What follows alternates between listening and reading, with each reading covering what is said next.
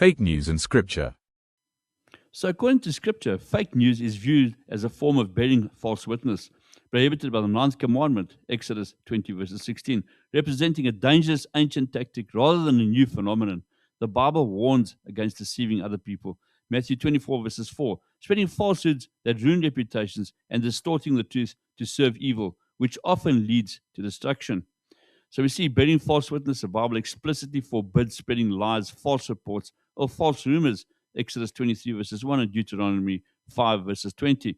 The original fake news, Pope Francis identified the serpent's temptation of Eve in Genesis 3 as the first case of fake news, where truth was twisted to cause disobedience. The danger of deception. Jesus' first warning regarding the end times was, see to it that no one deceives you.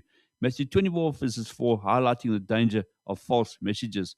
False prophets. The Old Testament example, Jeremiah warns against false prophets who, instead of speak God's word, speak comfort in lies that lead people away from righteousness and God.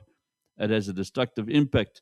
Proverbs 6 verses 19 highlights that a false witness who breathes out lies is abomination, while Psalm 27 verses 12 mentions malicious witness who seek to do harm.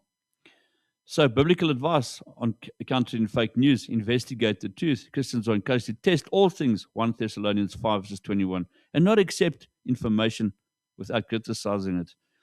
Utilize Scripture. The Bible is standard for evaluating information and teaching one encounters. That is why it's good to know your Bible, read it often. Speak the truth. Believers are commanded to speak the truth and avoid twisting facts to suit personal agendas. We see this in Ephesians 4 verses 25. Have a great day. Cheers.